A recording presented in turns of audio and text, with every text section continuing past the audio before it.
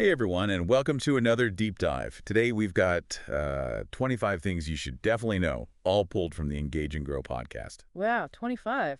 Sounds like we've got our work cut out for us. Uh-huh. Yeah, it is a pretty big list, but don't worry, we'll make sure to highlight all the most interesting and valuable stuff. I'm looking forward to it. So to kick things off, Engage and Grow starts with this idea of the power of small habits. The snowball effect. Really? Exactly. It's like, how interest builds up on your savings, even if you only add a tiny bit regularly. Yeah, just like those little things like reading a couple pages a day or just stretching for 5 minutes. Right. Those small actions can actually lead to big results in the long run. Definitely. Speaking of things that can have a big impact, the next thing they talk about is sleep. Ah, the impact of sleep on mental health. Yeah. Have you ever noticed how, you just can't think straight after a night of bad sleep? Oh, absolutely. Sleep is so crucial for everything, really, not just feeling rested. Yeah, it's like hitting the reset button for your brain. Yeah, that's a good way to put it. It lets your brain process everything and, get ready for the next day. Now, for something a little more fun, ready for this? Dark chocolate improves brain function. Sounds like good news to me. Right. But there is a catch. It has to be at least 70% cocoa, the really dark stuff. Oh, so not just any chocolate bar will do. Nope, it's got to be the good stuff, packed with those brain-boosting antioxidants. Makes sense. And speaking of things that are good for you, have you ever noticed how just being a little dehydrated can, mess with your mood? Oh, yeah, for sure. Well, Engage and Grow says drinking water can boost your mood. Even mild dehydration can make a big difference. I guess it makes sense if you think about it. Yeah, they compare it to trying to use your phone with, a low battery. I've never thought about it like that, but it's true. You just can't function as well. Yeah, definitely not. Now, here's one I think a lot of people will find interesting. Remember that whole we only use 10% of our brains thing? Oh, yeah, I remember hearing that. Well, good news. It's a myth. We actually use all of it, just not all at once. Makes you wonder where that idea even came from. Right. So each part of our brain has its own job. Exactly. And they all work together in this super complex way. Fascinating. Okay, this next one I love. Music can physically change your brain. Have you ever, just felt your mood completely change because of a song? Oh, all the time. Music is so powerful. Right. And it's not just in our heads. It actually affects our brains. Yeah, it releases dopamine, the pleasure chemical, and it can even help with focus and memory, some studies show. So put on your favorite tunes. It's good for you. Yeah. Now, here's something I bet you didn't know. We can actually train our brains to be more positive. Wait, really? Tell me more about that. It's called having a growth mindset. Okay. It basically means that our brains can adapt and change.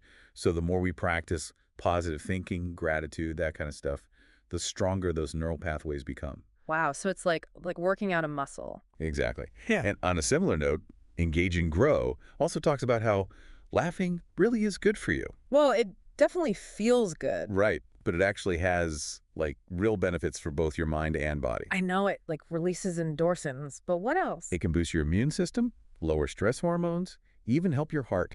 So find reasons to laugh every day. Definitely. All right, pet owners out there, this one's for you. Did you know that cats and dogs can recognize human emotions? I mean, I've always felt like my dog knows when I'm sad, but is there actual science behind it? Yeah, they're actually super perceptive, picking up on our facial expressions, even our tone of voice. Huh. That's amazing. And they don't just recognize them, they often respond in ways that are, comforting. Oh, that's sweet. It's like they have this sixth sense about how we're feeling. Like furry little therapists. Exactly. Ah, And speaking of feeling good, let's talk about gratitude. always a good topic. Engage and Grow claims being grateful can change your brain. Is that a literal change? Yeah, it actually increases activity in the prefrontal cortex, the part of the brain that handles decision-making and emotional regulation. Wow, I had no idea. That's pretty amazing. Okay, coffee lovers. I have some news you might not love. Caffeine dehydrates you. Ugh. I knew that, but I don't want to hear it. Haha, I get it, but it's true. So make sure you're balancing out that coffee with plenty of water. Yeah, I know. All right, ready for a weird one? Cold showers can improve your mood. Wait, seriously, that sounds terrible. I know, right? But apparently, that shock of cold water can trigger a release of endorphins. Interesting. And what, it's supposed to make you feel better? Yeah, some people say it helps with circulation and inflammation, too. I might have to give that a try. Let me know how it goes. Okay, let's talk about something we all use every day. Social media Engage and Grow says Social media is addictive by design. Well, it's designed to keep us hooked, right? Exactly. The likes, the comments, the notifications, they all trigger that dopamine release that makes us want more. It's like a never-ending cycle. And it's important to be aware of that so we can use social media intentionally rather than letting it control us. Definitely good advice. Okay, shifting gears a bit. Have you ever heard of the gut-brain connection? I've heard of it, but don't know much about it. It's basically this fascinating link between our gut health and our mental well-being. So what you're saying is that what's going on in my stomach can affect my mood. Yeah, it can influence things like anxiety, even cognitive function. Wow, that's crazy. Right. And while we're on the topic of things that affect our mood, Engage and Grow also says that a high-protein diet can boost your mood. Oh, yeah. I've definitely noticed that when I don't get enough protein, I feel more sluggish, maybe even a little grumpy. Yeah, me too. And it makes sense because protein is essential for producing those neurotransmitters in our brains that regulate mood and energy levels. So if you're feeling a bit off, maybe check your protein intake. Good advice. Now, here's one that I think we can all relate to. Your posture affects your confidence. How so? Well, have you ever noticed that when you're feeling down, you tend to slouch? Yeah, actually I have. It turns out it works both ways. Good posture can actually make you feel more confident. And I guess it affects how other people perceive us, too. Exactly. And for those of us who spend a lot of time in front of screens, here's an interesting tip. The color blue can help you focus. Really? I never would have thought of that. Yeah, it's often associated with calmness and focus. That's interesting. Maybe try adding some blue to your workspace and see if it makes a difference. I might just do that. Now, for all my fellow forgetful folks out there, Engage and Grow has some advice for us. Writing things down helps you remember. You mean like actually writing with a pen and paper? Yep. Even in this digital age, there's something about that physical act of writing that just helps us remember things better. I guess it forces you to slow down and really process the information. Right. Okay, this next one always warmed in my heart. Helping others boosts your own happiness. It's true. It feels good to help others. It does. And it turns out it's good for us too. How so? Well, for one thing, it releases oxytocin, which is the bonding hormone makes us feel happy and connected. That makes sense. So find ways to spread some kindness. It's a win-win. I like that, a win-win. Okay, on to something that's become really popular lately. Meditation Engage and Grow says that meditation can actually change your brain. I've heard that, but how does it actually work? Well, studies have shown that it can increase gray matter in the hippocampus, which is the part of the brain that handles learning and memory. It can also reduce activity in the amygdala, which is associated with stress and anxiety. Wow, so it's like a workout for your brain. Exactly. And speaking of things that can reduce stress, Engage and Grow has another suggestion for us. Nature can reduce stress. Have you ever noticed how just being out in nature makes you feel more relaxed? Oh, yeah, totally. There's something about it that just melts away stress. Yeah, I agree. And there's science to back it up, too. Spending time in nature can actually lower cortisol levels, which is our main stress hormone. Good to know. And here's a really heartwarming fact. People are hardwired to be kind. Wait, really? I want to believe that. It's true. When we do kind things, our brains release oxytocin, which is that happiness hormone we were talking about earlier. So we're basically programmed to be good to each other. Pretty much. All right, I have to talk about this one because I'm a big reader. Engage and Grow says that reading for just 15 minutes a day can improve your brain. I love reading, but 15 minutes? That doesn't seem like a lot. I know, but it's enough to make a difference. It strengthens cognitive function, improves memory, expands your vocabulary. Plus, it's just enjoyable. Exactly. And lastly, Engage and Grow leaves us with this empowering message. You can increase your creativity. I think a lot of people think creativity is something you're either born with or not. Yeah, but Engage and Grow challenges that idea. They say that creativity is a skill you can develop.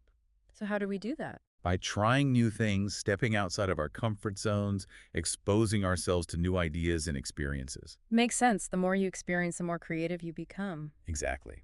All right, welcome back to the deep dive. Picking up where we left off with those 25 insights, the next one really resonated with me. It's you control your own happiness. I love that. Such a powerful reminder. Right. We're not just like puppets of our circumstances. We actually have a say in our own happiness. Exactly. And while Outside stuff definitely plays a role. Of course. It's really about our mindset and the choices we make. Yeah, and engage and grow suggests focusing on things like gratitude, setting goals that actually matter to you, surrounding yourself with good people. Those are all great places to start. Yeah, and speaking of mindsets, the next insight is all about how our thoughts can actually shape our reality. Whoa, your thoughts can shape your reality. That's pretty deep. It is. It's like if you constantly tell yourself you're not good enough Hmm. or that you'll never reach your goals, You're basically setting yourself up for failure. yeah, it becomes a self-fulfilling prophecy. It's like we create our own reality, whether it's positive or negative, based on what we choose to focus on. Exactly. But the good news is we can change those thought patterns. So how do we do that? It takes practice, but by becoming more aware of those negative thoughts, we can start to challenge them, and replace them with more positive ones. It's like rewiring our brains for success. Exactly that. And speaking of success, the next insight is something I think a lot of us struggle with, embracing failure as a learning opportunity. Oh man, I used to be terrified of making mistakes, I think we all were at some point. but now I'm starting to see them differently. Yeah, engage and grow encourages us to see failure as part of the process. Like every time you stumble, it's a chance to learn and improve. Yeah, they even talk about how some really successful people, like entrepreneurs and stuff, they view their past failures as stepping stones. It's a good reminder that, failure isn't the opposite of success. It's part of the journey. And speaking of journeys, the next insight is so simple, but so powerful. You are enough. Oh, I love that one. Right. Mm. Especially in a world that's always telling us we need to be more, do more, have more. He's a breath of fresh air. It's about recognizing our inherent worth, regardless of achievements or anything external. It's about silencing that inner critic that tells us we're not good enough. Exactly. And that actually leads perfectly into the next insight, which is setting boundaries to protect your well-being. Boundaries are so important. They help us maintain healthy relationships, protect our time and energy. It's about knowing your limits and communicating them clearly. And it's not selfish. It's actually a form of self-care. Engage and grow really emphasizes that when we respect our own needs and limits, we're actually better able to show up for others. So don't be afraid to say no when you need to. Couldn't agree more. All right, ready to step outside your comfort zone? Always. Well, that's the next insight. Stepping outside of your comfort zone leads to growth. Makes sense. You can't grow if you're always playing it safe. Right. And whether it's trying a new hobby or taking on a new challenge at work, those moments of discomfort are often where the biggest breakthroughs happen. It's about embracing the unknown and pushing past those self-imposed limits. Now, let's talk about something that's essential for all of us. Nurturing meaningful relationships is key to happiness. I think we all know deep down that connection is so important. Absolutely. And it's about more than just, having a lot of friends. It's about investing in those relationships, being present with the people who matter most. Engage and Grow talks about how strong social connections actually benefit our health, both mentally and physically. And on a similar note, they also remind us that happiness is a journey, not a destination. So true. It's so easy to fall into that trap of thinking, once I achieve this, I'll finally be happy. Yeah, but happiness isn't a finish line.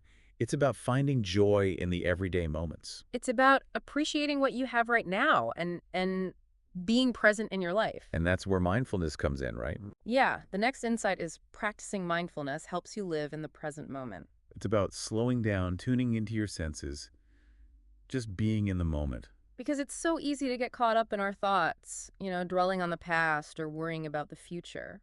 Mindfulness is about bringing our attention back to the present. And speaking of being present, the next insight is embracing your authentic self. This one's so important. It's about letting go of the need to please others and just being yourself. And it's about aligning your actions with your values, living a life that feels true to who you are. And when we embrace our authentic selves, we attract people and opportunities that actually align with us. And it makes life feel more meaningful, more fulfilling. Okay, here's one that I'm still working on. Letting go of control brings peace. Oh, I feel that one. I tend to want to control everything, but I'm realizing that sometimes the best thing you can do is just let go. It's true. The more we try to control, the more out of control we feel. And there are so many things in life that are just, beyond our control. Right. And Engage and Grow reminds us that what we can control is our response to those situations. So it's about surrendering to the flow of life and finding peace in the midst of uncertainty. Exactly. And speaking of things we can control, let's talk about passion. Yes, following your passion ignites your soul. It's about finding those things that light you up, that make you feel truly alive. And incorporating them into your life, whether it's through your work or your hobbies. When you align your actions with your passions, it's magic. I couldn't agree more. And finally, we have practice gratitude for what you have. Gratitude is such a game changer. It is. When you focus on what you're grateful for, it shifts your perspective from scarcity to abundance. And it has so many benefits, like reducing stress, improving relationships, even boosting your mood. It's about appreciating the good things, both big and small. Exactly. And that's a perfect way to transition into the final insight from Engage and Grow. Oh, can't wait to hear it. Life is a gift. Embrace it fully. Welcome back. As we wrap up our deep dive into those 25 insights from Engage and Grow, I don't know about you, but I'm feeling super inspired. Me too. I really love how they cover like so many different areas, everything from like practical tips to, like bigger picture mindset stuff. Yeah, it's been a wild ride for sure. Yeah. So as we're, kind of reflecting on everything we talked about, what were some of the biggest takeaways for you? I think one of the things that really stuck with me is that idea of small changes. You don't have to make these huge, drastic changes Right. to see a difference. Engage and Grow really hammered that home, didn't they? Yeah, they did. Like even those tiny actions, if you do them consistently, Yeah. they can have a huge impact over time. It's all about those little things adding up. Exactly. It makes it feel much less overwhelming. Right. It's progress over perfection for sure. And speaking of kind of like internal stuff, another big takeaway for me was the whole mindset piece. Oh, yeah. Our thoughts and beliefs, they really do shape our reality. It's powerful stuff. It is. And, it's not just about thinking positive all the time. It's more about cultivating that growth mindset. Yeah. Seeing challenges as opportunities. Oh, I love that. Believing in yourself. Yeah. And I think something else that they talked a lot about was self-care. Yeah, taking care of yourself. Yeah, prioritizing your well-being because you can't really pour from an empty cup, right? Exactly. And, it's not selfish. It's essential Yeah. to be able to show up for others and for, everything else in your life. And lastly, I think it was really great how they emphasized that happiness isn't, this destination you reach. It's a journey. Yes, it's not about achieving some big goal or getting more stuff. Yeah. It's about appreciating what you have now. Yeah. And, finding joy in those everyday moments. It's about the little things, for sure. So, as we wrap up, what's like one concrete action our listeners could take, like starting today, to kind of put these ideas into practice? Ooh, that's a good question. I think I'd say pick one, just one of those habits or ideas that we talked about that really resonated with you and commit to doing it, even if it's just for a few minutes each day. Makes it easy to start. Yeah. It could be something as simple as like practicing gratitude for a few minutes each morning or spending some time in nature or maybe even trying that cold shower thing. Yeah, brave souls can try that one. But yeah, the key is to just start, and be consistent. Small steps lead to big changes. Right, exactly. And remember, this personal growth stuff, it's not a race, it's a journey. Yeah. There will be ups and downs, challenges, victories. It's all part of the process. Well said. And on that note, that's a wrap on our deep dive into those 25 amazing insights from Engage and Grow. I hope you all enjoyed it. We really loved exploring these ideas with you, and we'd love to hear what you thought. Yeah, tell us what resonated with you, what you learned, anything you're going to try. So until next time, keep learning, keep growing, and keep diving deep.